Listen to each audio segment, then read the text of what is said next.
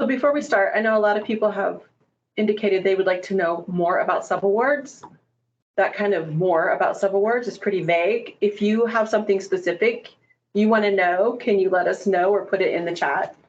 So we make sure to cover what it is you might want to know if we don't already cover it. And this is focusing on what we do at CSU and a lot from the central perspective. If we need to dive more into other processes related, we might add that to the next round. Basics, what is a subaward? Yeah, what is a subaward? Does anyone, well, it says right here on the screen, doesn't it? So we took out all the surprises, Kris, sorry. I know, geez. No interaction there. So a subrecipient does contribute to the overall objective of the project, the CSU project. And under uniform guidance, a subaward means an award provided by a pass-through entity to a subrecipient to carry out part of a federal award received by the pass-through entity. It does not include payments to a contractor or payments to an individual. So we'll cover the difference later. We can issue a subaward under any type of legal funding agreement. So at CSU, we're part of the Federal Demonstration Partnership, which you'll hear referred to as the FDP. And the FDP is a collaboration of some federal entities and universities working together to try and reduce administrative burden. So through the FDP, we have subaward templates that include a lot of the prime terms and conditions that are included for the federal agencies that are included in the FDP. So we use that for the majority of our federal funding pass-through. We don't use it for for-profit entities. We have a separate set of terms and conditions that we use with them because they are usually not subject to uniform guidance, but in some cases they're subject to the FAR, the Federal Acquisition Regulations, or they just work under a different type of operating. So we use different terms for that. This one kind of speaks for itself. Subrecipients share in decision-making with CSU, and they work collaboratively with CSU, which means they have a lot of input into what exactly is going on with the project, as opposed to just being told what to do to carry out sponsor-funded work. They contribute to the scholarly and scientific conduct of the project as described in the statement of work for the Prime Award. Work is generally performed by the subrecipients personnel using their resources. Most of the time it's going to be done at their institution or place of business or out in the field, whatever the work may be. In rare instances, we have seen where we have some subrecipients who do a portion of their work at CSU using our facilities, but that is rare and really not typical, but you may see that. So subrecipients are subject to the prime award terms and conditions that CSU receives and negotiates. All of those are flowed down, and the subrecipient is held to them to the same degree as CSU. So if there's a term in our prime award condition terms and conditions, it's also going to apply to the subrecipient. So if we have a rebudgeting limitation or purchase of equipment needs to be approved, things of that nature, the subrecipient is also subject to those same terms. So you'd want them to communicate with you. Let's say if you're a department research administrator and you're working with the subrecipient, you'd want them, they would either send an email to the subaward mailbox, or if you're working with them, they can submit it to you, and then you can work with the OSP team to see if you need sponsor approval or not. So when you guys are setting up a proposal, getting ready to submit a proposal, the CSU PI needs to determine and let you know if the scope of work for the collaborator qualifies as a subrecipient or a procurement relationship. Do you guys have any ideas what might make one a subrecipient or a vendor? Do you have any ideas what would qualify a subrecipient as a vendor? A contract? Not What do you always, mean? as opposed to A grant. like a grant versus a contract, you mean? Yeah. Not necessarily. We can have subawards on contracts too. And cooperative agreements, so we can have a subaward on all the mechanisms that we get. Right, Liza said services is a regular part of doing business, correct? True. A vendor And performs. Mhm. yeah, and if CSU's prime award is considered a service rather than research, we may still have a subaward under that agreement. It's really going to depend on what the subrecipient scope of work is. Right, a sub plays a significant part in the project. This is true. And a vendor performs routine services and won't be contributing to the project decision-making. That would be true also. So yeah, a subrecipient definitely has a huge role in the decision-making of the work being conducted. If you're a vendor, you just usually perform a service that's part of the agreement and you didn't really get involved in exactly what the scope of work is. You're just giving results or something that is part of the scope of work, but you didn't get involved in the scope of work. A subrecipient also has to comply with the terms and conditions and the compliance requirements from the subaward, like IACUC and IRB. The subrecipient has to comply to those. The subrecipient retains IP, intellectual property, produced by subaward personnel. Yep, the sub would have their names on resulting papers. Subawards also would have publishing rights, where a vendor usually doesn't publish any of their results. Typically, a subrecipient is named as a PI or co-PI on the project, where a vendor is just a vendor, not really part of. A lot of times, the subrecipient exercises considerable discretionary judgment and controls the methods and results of their portion of the work, which I think is kind of what we've already said. And then we have vendors. Yeah, just one comment on that. Determining whether it's a subrecipient or vendor can be challenging sometimes. It's not always clear. So, and it's not always based on the type of work, I'm sorry, it is typically based on the type of work performed, not on the type of entity. So you could have a university that's actually going to be a vendor because all they're doing is running lab tests, right? You would think typically at university we'd issue a subaward, but if it's just a fee for service type with a university lab, then we'd want to run that as a vendor through procurement. So we can have business entities, nonprofit entities, universities. We've had all kinds. So a subrecipient can fall under any category, as could a vendor. But it's really important that your PIs understand the work that their the work that their collaborator is doing, and they make the right determination at proposal.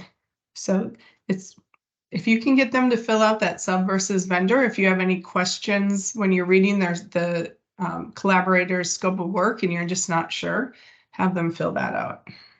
Sorry, Like Kris. F&A implications. Yeah, F&A Savings. implications at proposal. And I would say, just for everyone, that I think that sometimes it's easy to tell if it's a vendor. Sometimes that gray area is really when it's a consultant versus a subrecipient.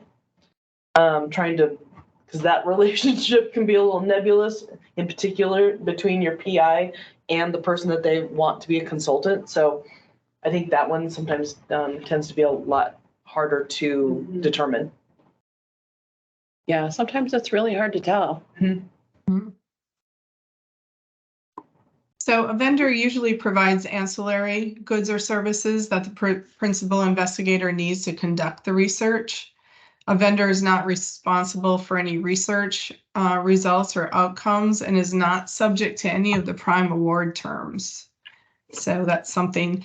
Any other ideas as to what qualifies as a vendor?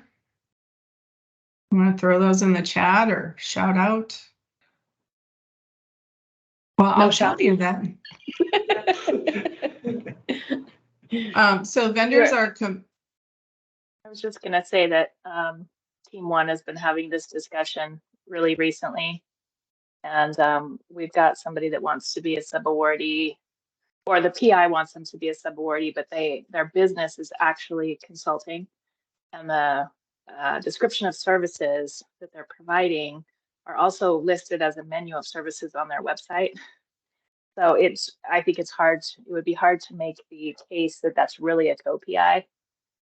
So yeah, this is an ongoing conversation that we have, but I think the bottom line for us is, are they directing and leading in a fiduciary, accountable kind of way, an area of the research? Yeah, exactly. Yeah, and we get a lot of pushback on some of those where it's a small business, but when you look at their website and then you look at their scope of work, it's like, how is this different? Explain to me how it's different than what they do in their day-to-day line of work. So those are probably the hardest for sure. Yeah, because we have to remember that when we assign someone as a co-PI status, there can be implications around intellectual property, around publication rights, around those kinds of things. And so it really is a lot cleaner to keep them as a vendor if we don't want to enter into that sort of territory with them. Thank you, Tiffany. So vendors, as she was saying, they work in a competitive environment, and they're doing the same work for everyone that they do in their regular course of business. Typically, they're a fee for service. They charge you this and you get this. They don't participate in the project design or development. So some of the routine services a vendor might provide would be equipment fabrication or repair, data processing, performing routine analytical tests, like a laboratory. And, there is a difference between, I know we kind of lump them all together as vendor versus subrecipient, but there is consultant in there, right? But they're all that's a professional service. When we say vendor, it could fall under an actual vendor who's just providing that service, or a consultant. Both of those go under, are taken care of by procurement. So we're lumping them together as one, meaning a procurement action.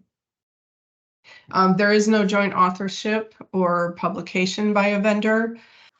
And just the key takeaways would be that they do work in a competitive environment. There's no publication, there's no IP. If publication and IP are something that they want, then it would have to lean more towards a subaward. But again, you'd have to really make sure that their scope of work is justified as such, where we can really tell from it what they're doing. So more than a line of a scope of work is greatly appreciated. Detailed description. Details matter. Yeah. Their PI's experience is not a qualification for the scope of work as well. It might beef it up a little bit, but it's really not telling us what they're doing. So do we want to try a few quick scenarios? Yes, let's do it. Okay, so there's 3 options. Which do you think is which? The entity is creating software specifically for the award, and is being customized by an educational institution. Do you think any of these stand out as one or the other? There's no wrong answer. Exactly, exactly, Liza. More info is always better. Some vendors, some subrecipients. Yeah, what would you want for more info? What questions would you ask? Right? Who is the entity? That's a good question. How much the software creation and who is directing the software creation, design sort of stuff. Do they do this for everyone? I mean, really, for the information given here, it could, any of them could be any of the three. I mean, there's really not enough details to nail it down specifically to which would be a subrecipient and who would be a vendor and who would be a consultant. We need more information, more details, And what is our scope of work? right? Because that would also be somewhat important on this one, is because, you know, if the research is for creating software, that might change this conversation altogether. Exactly. And yeah, Tiffany, how will the software live on beyond this project? Okay, great. Okay, Everyone wants a point. everyone gets a point. And everyone in here can have candy. See, if you come live, you get candy. If anyone wants Right. candy, 2 buckets. 2 buckets. If anyone wants something, I'll throw it to you. Go to Reese's. Okay. Did, I already had one. You already have it. Or maybe, yeah. All right, what about this one? Just need some more info. What do you want to know? But Adam, they want to be listed as co-PI. I guess that's enough then. Gotta give them- Collaborator, how about that? Hey, we're getting some calls for subrecipient, guys. This one who are might they cause- obtaining the data from? Right, and analyzing it, yep. Were they involved in the creation of what data is being interpreted?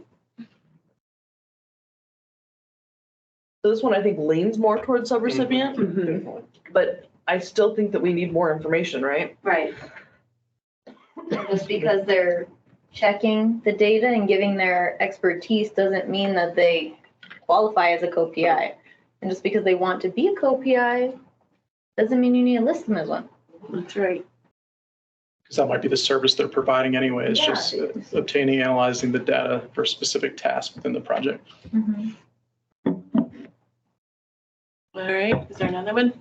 There's Yep. no right answer. We're good. All of you ask great questions. Yes, everyone gets a point again. Adam, you get a point.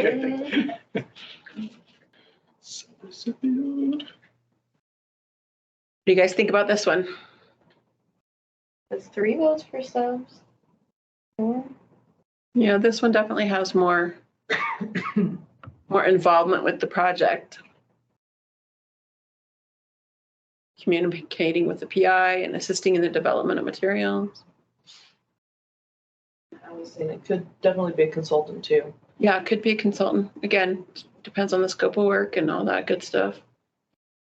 And also on what is meant by dissemination of the result, right? Are they Publishing, or are they just sending it to CSU? Yeah. Right. Yep. And we try our best to get this right at proposal. Sometimes they're changing in post-word. I think we talked about that a little bit, right? We talked a little bit, but We try our best. All right, so when you guys send your stuff to us, at proposal stage, even if the even if the prime sponsor does not need a detailed budget justification, we need one for the subaward. We check the expenses on invoices against the budget that was submitted and the budget justification. So when Steve's looking at the invoices, those are some of the things he checks.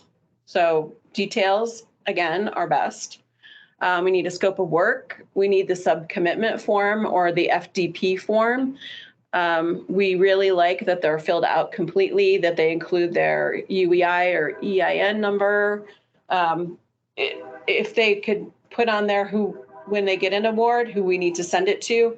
A lot of times they put somebody different at proposal stage than award stage. So sometimes it's takes a little bit longer to get stuff out if we don't have the correct contact information, and a subrecipient letter also was handy. But the biggest things are the detailed budget and the justification and the scope of work. And again, more than a sentence. Yeah, the So- scope of work, just to add to the scope of work real quick, you want to make sure they have specific responsibilities or objectives for the subrecipient's work. What are their deliverables? Is there a timeline? Do they have reporting requirements?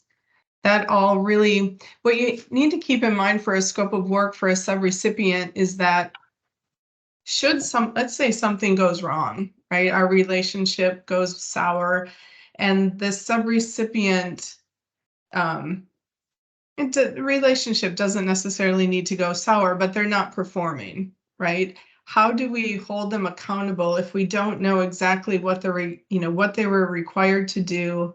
If they're performing, if they're, let's say, collecting samples, and then collecting samples and running some data, and that data needs to get sent to RPI in order for them to complete their portion of the work. Is all of that included? How often does that data dump need to be done? Things of that nature. Just try and keep in mind that we really need the scope of work to hold them accountable for what they're actually doing in the event, especially that there's a problem with performance. We need to be able to back that up. So a good scope of work would have objectives and project deliverables if they're needed, a budget and a timeline, how long they think it's going to take to get their project done, 5 years, a month. I mean, we need to know that on, our end at proposal stage. A project timeline and expected outcomes even can be included in a scope of work.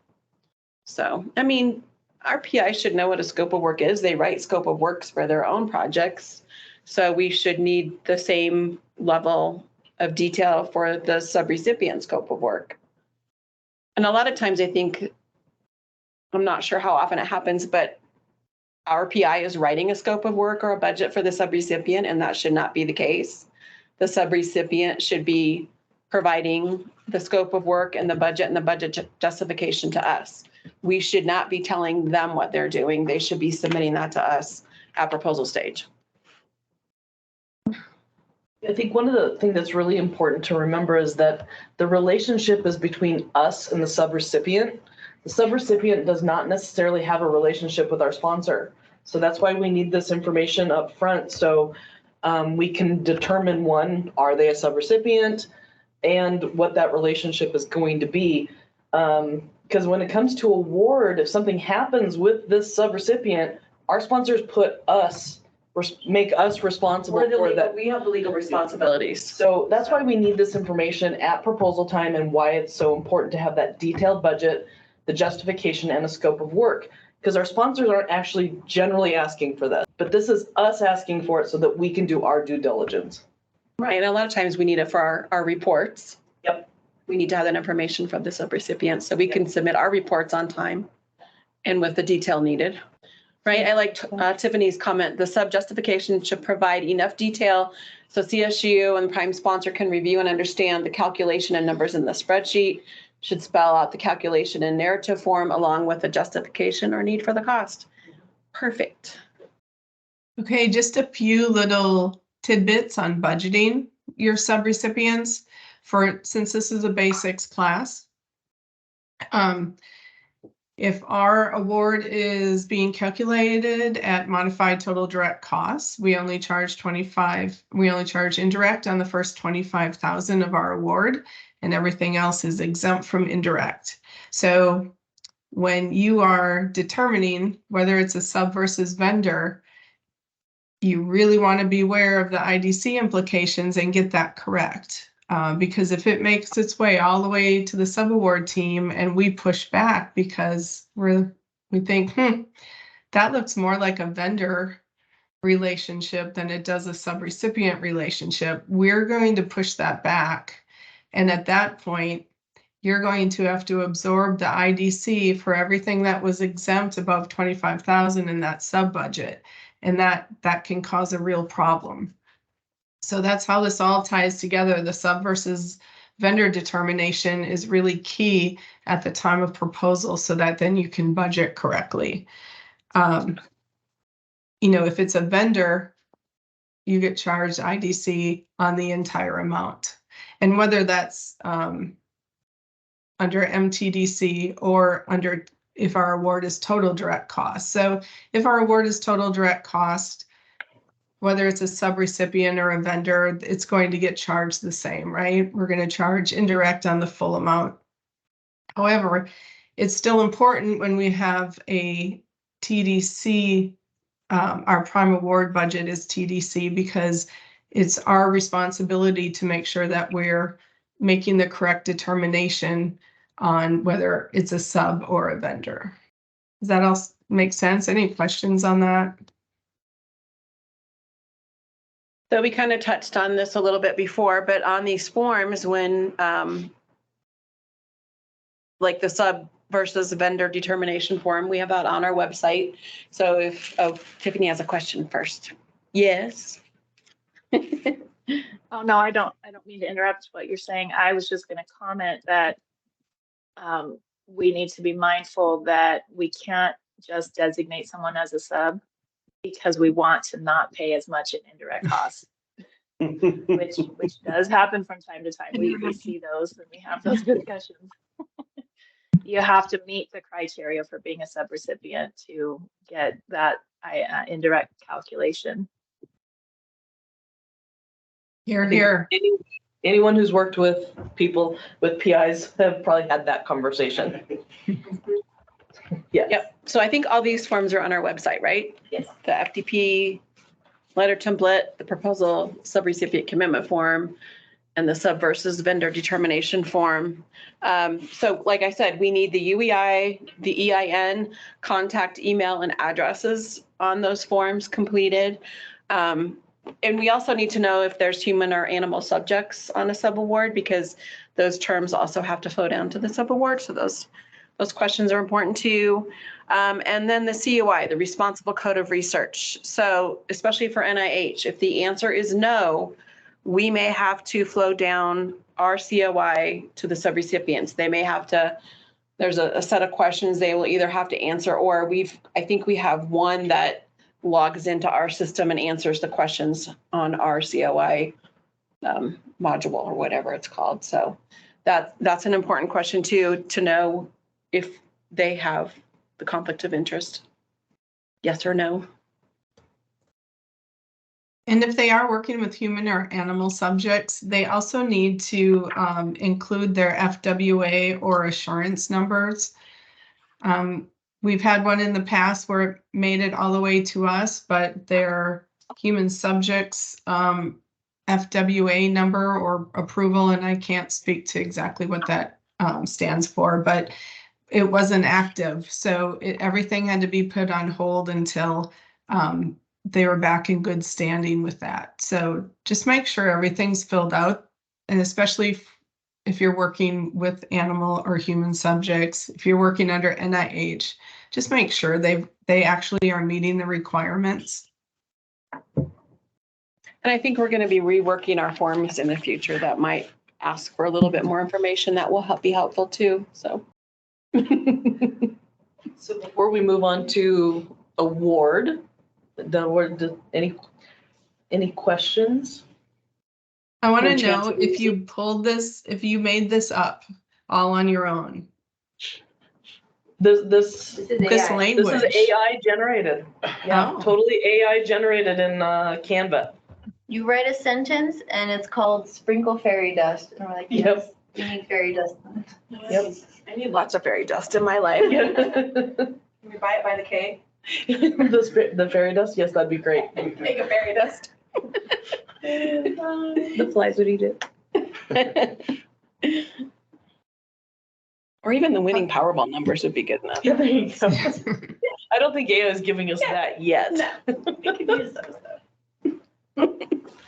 So at award, once we're awarded and our prime award's been negotiated and executed, the PI initiates the subaward by sending the completed PI request to issue, or that's our old name, PI request to initiate a subaward to their OSP senior research administrator or research administrator, whoever, whatever your process is with your OSP team. That can be found on our website. So, and it's really, I just want to emphasize, I know that a lot of PIs probably have their research or their department research administrators completing at least a portion of this form. It's really important that they complete the information asking about conflict of interest and whether their subrecipients are working with human or animals, biosafety, that type of thing. It's just important we get it right. And as a bonus, if they can actually fill in when they want their subrecipient reports, we'll give them a gold star, because very rarely do we find that. And actually, if the DRA wants to do that, I'm okay with that. But we rarely get the actual information on that form for when they want their reports. So what we typically will do is back off our reporting due dates by 30 days so that RPI can get their report and roll it into theirs. But if they have specifics, please emphasize that to send it, because we need that in the subaward. Okay, so the internal OSP process for subawards. So our senior research administrators get the PI request to initiate a subaward, and then they compile a package for us. We have internal paperwork that they complete that includes project and terms and conditions specifics that we use then to create and draft our subawards. So they put the package together. It includes the budget, the subrecipient budget, justification, scope of work, subcommitment form, data and management sharing plan, if that is applicable. And they send it over with the authorization to issue the subaward. And then Julie and I will review all of the information and draft the subaward. And that's as simple as that. If we're missing information or need more information, we'll reach out back to the SRA and sometimes directly to the PI for the information. Risky business. So every new subrecipient requires a risk assessment. Under federal funding, uniform guidance requires that we perform a risk assessment, and we are essentially taking the role of the federal government in making sure that our subrecipients are at a level that can manage the funding properly. So we have different ways of doing that. If a subrecipient is subject to uniform guidance, they're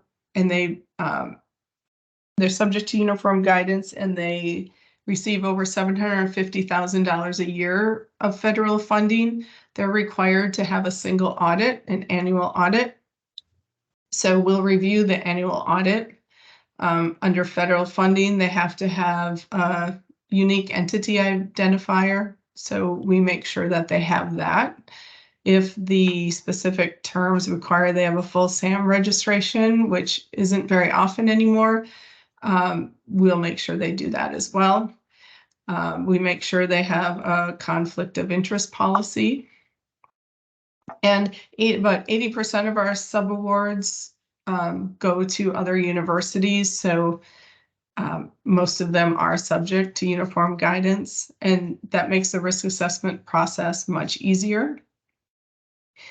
We apply all of the same risk assessment processes across federal or non-federal prime sponsor funding. So it doesn't matter if we've got an award from, Department of Energy, or if we have it from the Gates Foundation. All of our subrecipients receive an initial audit review, and then annually.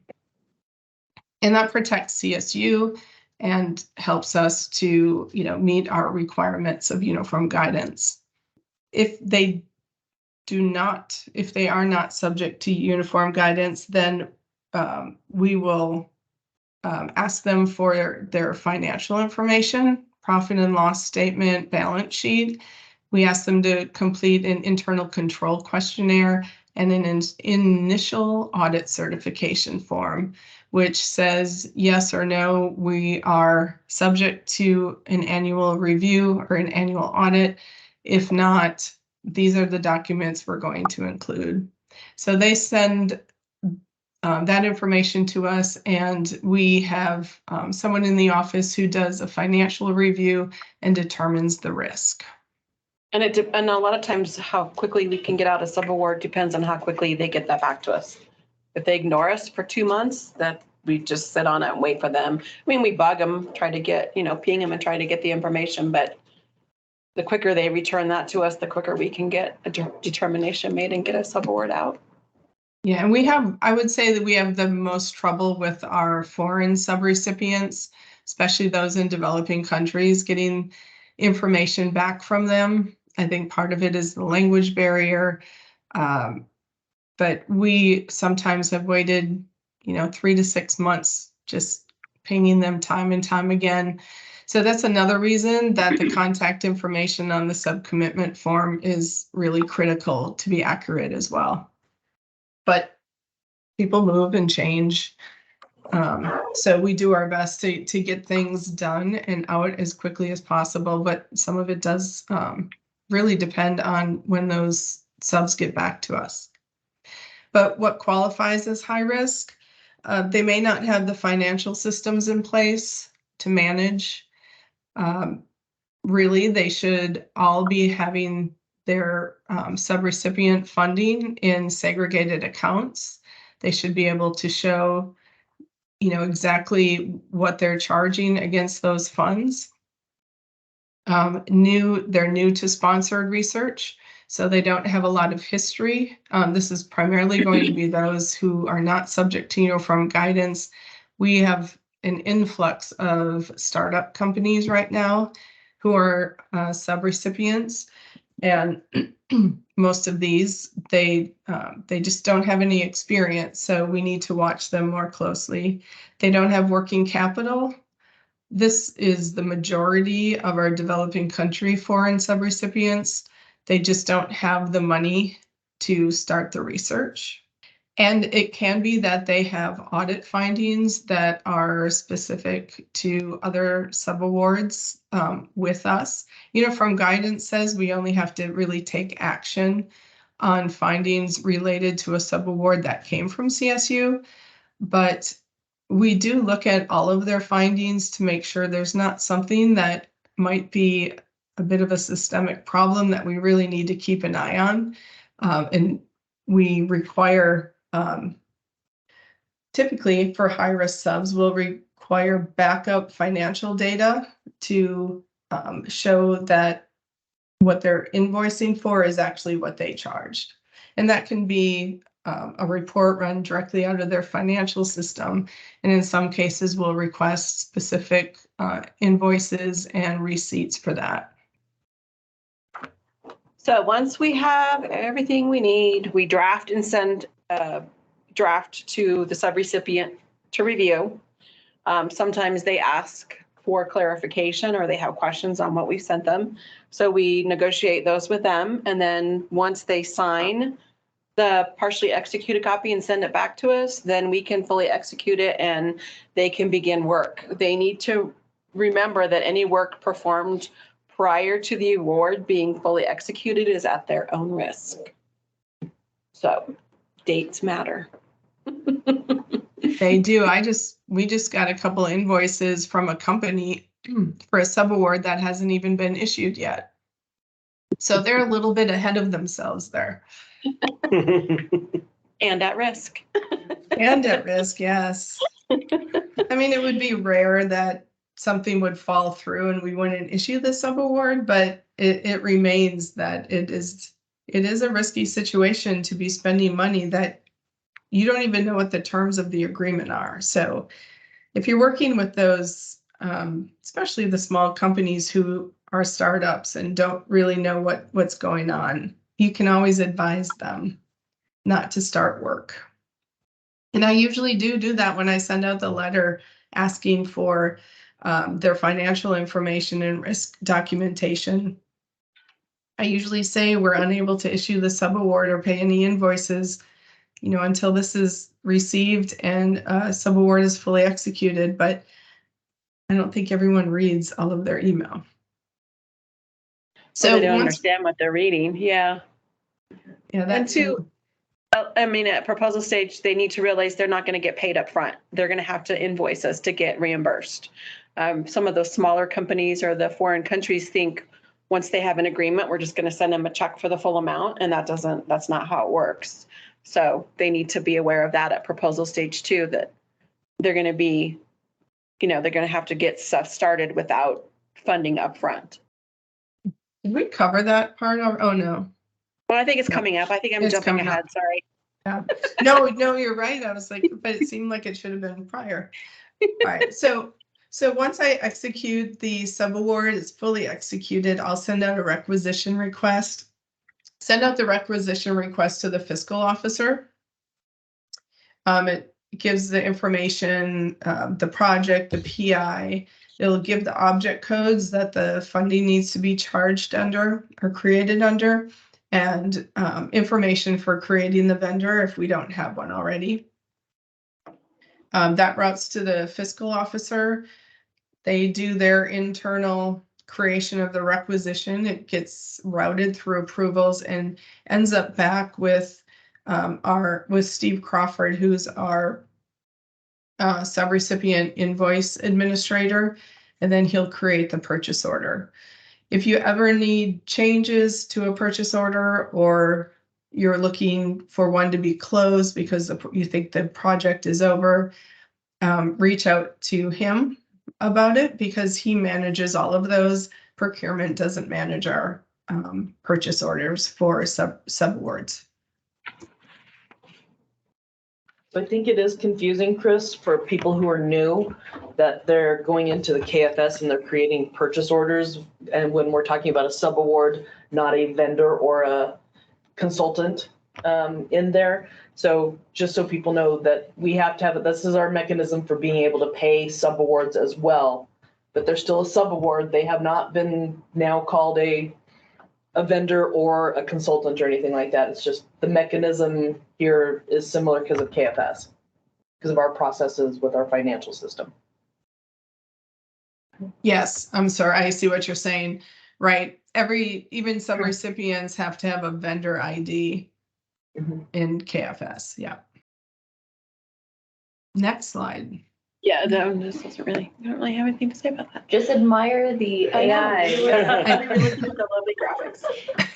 So the subaward invoicing process. Steve is our invoicing guru.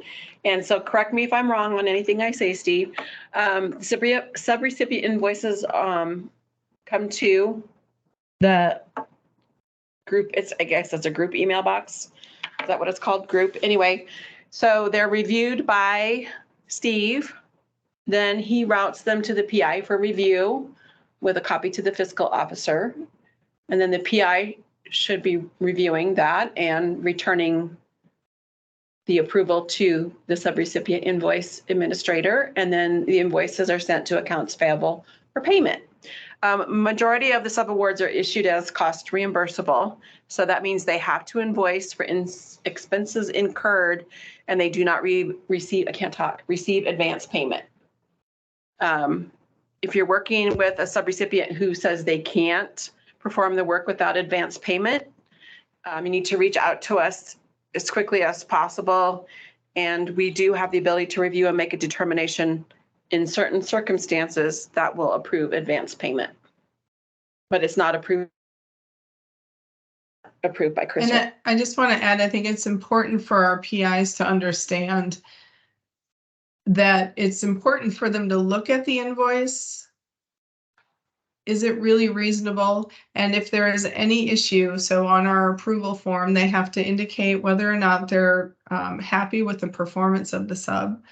And if the costs incurred seem reasonable for the work done. It's really important that they're being honest on whether or not they're happy with the performance of the subrecipient. We've had some that we got near the end of the project and suddenly, you know, they don't want to approve any more invoices, or they've just ignored the invoice approval request for a while without telling us why.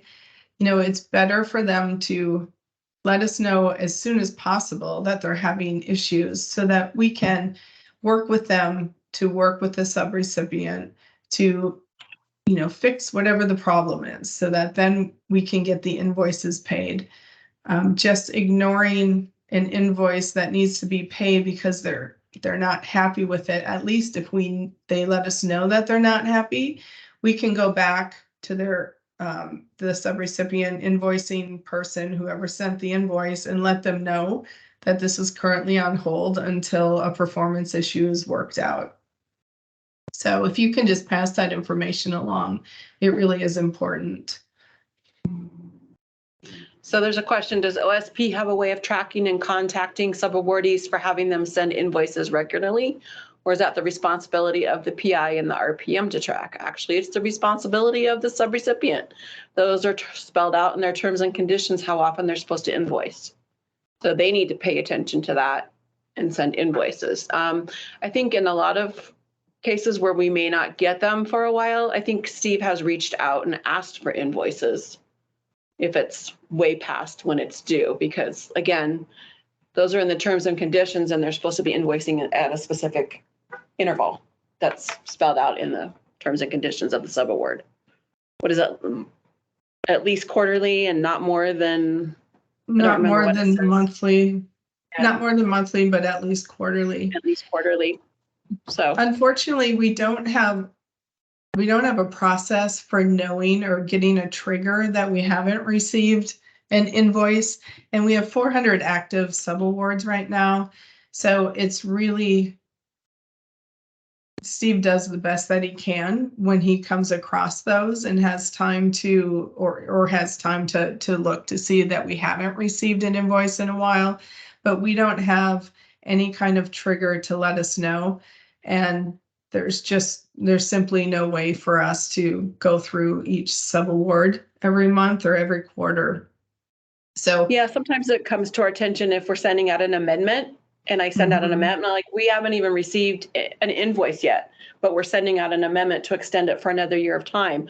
Why have we not received any invoices? So those kinds of things are like a trigger, but there's really nothing specific other than just kind of noticing when you're doing more work in the file that things aren't happening like they should. And the problem with that is, do we know if they're actually doing any work? Does a lack of invoicing indicate that they're not working? So if an RPM or PI knows that they haven't received invoices, they can either reach out to us and ask us to check with them, or they can reach out to them directly and ask for it. Because, you know, they should be knowing that work is proceeding. You've got a hand up. Jenny, are you still there? Maybe we answered your question. I would say though, if you are monitoring your. Hang on, there she Oh, is. she's there? Yep. Oh, good. I'm sorry, I didn't I didn't have a question per se. The whole thing about the invoices and the PIs approving subaward invoices, I worked for a PI for a year that he approved them all year long, and then finally, the end of the year, he told me, he said, well, I don't know why I keep approving these and why they keep sending invoices, because I'm not happy with the work that they're doing. So I think it's so important to explain, to really have that discussion with the PI, what they are approving when they approve those, you know, because he was not happy, but didn't tell anybody until it was too late. Exactly. I was just gonna say that people working in post-award management, if you're not seeing things and you're having conversations with your PIs, you know, that's also a trigger for this because like Julie said and Kris said, they have over 400 that they're watching. As people in post-award, I know we have a lot of accounts that people are managing, but you usually have a much fewer subawards than what the OSP team does. So, you know, it's a joint responsibility. It's not just on OSP. We all need to be working together to make sure that this is happening. So. Yeah, and I mean, if you have questions, definitely reach out to us. We are happy to answer questions. Because it may save work in the long run. So modifications. So an amendment can either be initiated by this prime sponsor, by CSU, or the subrecipient. So reasons for an amendment. If there's budget changes, either adding budget or deobligating budget needs an amendment. If there's a change in the scope of work, that usually also means there's a change in the budget, but not always. Change to the period of performance, like if we're going to extend it or if it ends early. Change to the CSU or the pass-through entity, the subrecipient PI, or a reduction in effort of more than 25%. Change modification to the prime award terms and conditions. Sometimes they will change the terms and conditions when they send us an amendment. So we need to do an amendment for the subrecipient also. Early termination, if the CSU PI or the subrecipient PI is leaving the institution or the prime changed our end date, we need to do an amendment. And there could be a change in a final invoice due date, and that would need an amendment. So there's lots of reasons to amend a subaward. So if any of those pop up, let us know. Yeah, and it's really good when PIs are leaving institutions, whether it's ours. So if one of our PIs is leaving the institution and taking their award with them, the sooner that we find out about that, the better, because our award terms and conditions typically require 30-day notice to terminate. And, you know, some institutions will hold us to that, even if it means our PI is leaving. So let's say our PI is leaving, you know, at the end of November, but we don't find out until November 15th. That delays us terminating their subaward. It delays getting a final invoice. You have to keep in mind they still have 60 days typically to submit their final invoice. So it's always best to work with OSP sooner than later if there's going to be a change, either at the sub PI terminating or our PI terminating. The rat is supposed to change from a frog, but it's like going too slow. What? Come on, little Let's mouse. see one more time. Frog? There he is. Oh. Who was that? Wow, I've been missing all the tricks. Magic fairy dust. I don't know. It is going slow today. Yes, magic fairy dust. Okay, continue. So when OSP receives an amendment to a prime award with a subaward under it, the OSP, it's usually the research administrator, works with the department and the PI to confirm changes are needed for the subaward. And then the RA usually sends an off to amend with either a revised prime award or a revised budget or revised scope of work, whatever is needed. They will send that to the outgoing subaward team to modify the subaward. And then once the subaward amendment is executed, then OSP updates the PO with any financial changes. The fiscal officer does not need to initiate any changes to the PO. Subaward closeout. So when we receive the final invoice, it gets sent out to the PI for approval. And for those of you that don't know, we recently switched our invoicing approvals to a build form. So it gets sent directly to the PI with a copy to the fiscal officer. And I think that's making it, we seem to be getting approvals and responses back much faster than we used to when it was by email and they'd either have to, you know, save the attachment and sign. Now they can just click a couple of buttons and it routes right back to us. It's really nice. So I hope your PIs are liking it. So the final invoice gets sent out to the PI. It gets approved, routes back to us. In that approval, again, they have to say that they're happy with the work. And it also says they've received all of the deliverables, all of the reports they're expecting, and the final invoice. It's kind of repetitive in the form, that's why I'm repeating it. So once we have that, we send it, Steve sends it off to accounts payable. And then once it's completely paid, the PO is closed and any remaining funds are disencumbered. In our subaward agreements, if there's a property report or Edison reporting required, that's all required to go to the principal investigator. OSP and the subaward team does not see that. So they should be making sure that's getting done as well. So the subaward roles and responsibilities are outlined in a matrix on the subaward, the OSP website. And it's really important that the PIs understand what their responsibilities are. So they're welcome to go out there and take a look, or if you have any questions, feel free to reach out to us. Pop quiz. Who's paying attention? Which resources used to document subrecipient information? There are a lot of forms. So which one do you think is the main go-to source for subrecipient information? Okay, one comment for 3 quietly. Are you confident? Okay, some more 3s. Some more 3s on mine. That's correct. Any other comments on proposal subrecipient commitment form? Just that we really like when they're filled out completely. Okay. Bye, kitty. Who approves the subaward invoices? Here they come, here they come. They all agree with you. Yes, the PI is the keyword approving. 1 minute. A proposal, all subawards must submit what documents to CSU? You all agree? Yeah? Yeah, number 3. Woohoo. It's the most complete answer.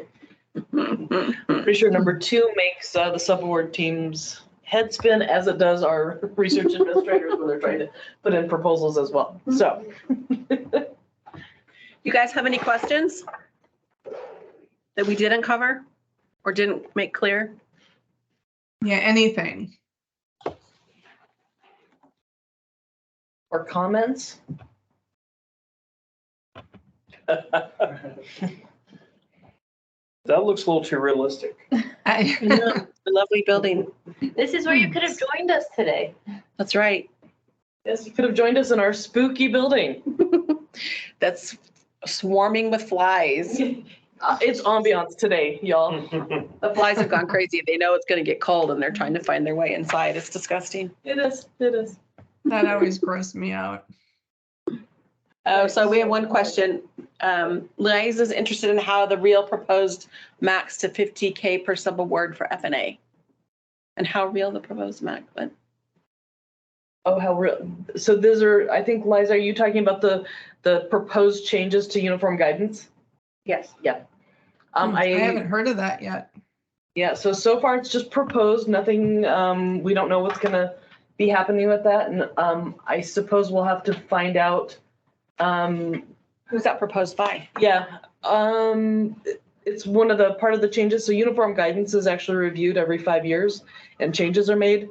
And changing the FNA going up to 50K is one of the proposed changes to uniform guidance. So one, we'll have to see if it actually makes it through on the changes.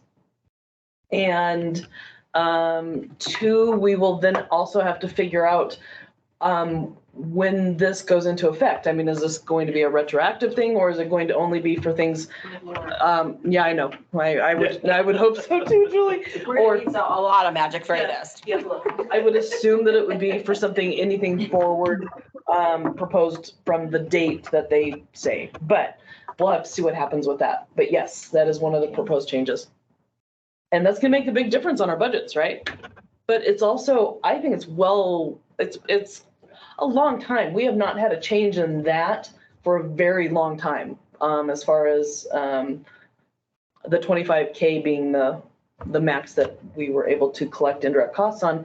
And there's a lot more work that is going into subawards, as we're seeing, with uniform guidance and all the risk assessment that's required for our team to have to go through. I mean, it makes more sense for us to be recouping a little bit more indirect cost, in my opinion. So, great question though, Liza, thank you. And for bringing it up so people are aware that these changes are possible. Oh, I have a feedback link. There is a free Ancura webinar, and I apologize, I think it's like on the 5th or the 6th, somewhere around in there, that they're going to be discussing the proposed changes to uniform guidance. Are we signed up for that? Or is it It's an just individual? It's free for anybody. It's not one of the free that, we have to buy and then everyone gets a free login. This one is free to all individuals. I will send that out. If you have it. I will send out that, I was going to last week, but we kind of had more things going out and I didn't want to bombard people's inboxes, so I will send that out today. Any other questions? No. We're like right on the dot. Yeah. Oh, happy Halloween. Please fill out our surveys. We really and truly take this information to heart and formulate what we're going to be doing in the future based upon some of the survey results. So, Right, and if you have questions you don't want to ask here, submit them on the survey. So we can help. It'll say Hocus Pocus. Yeah, thanks to Kat and Shannon for the fun presentation slides. Yeah, awesome. It was fun. I think we had a little too much fun, but that's okay. It was fun. We enjoyed it. The system was a little spooky today and wonky. Yeah. Like, Or reach out to us if you have questions. We're always happy to answer. Yeah. Reach out to Julie, Kris, or Steve. That's your subaward team.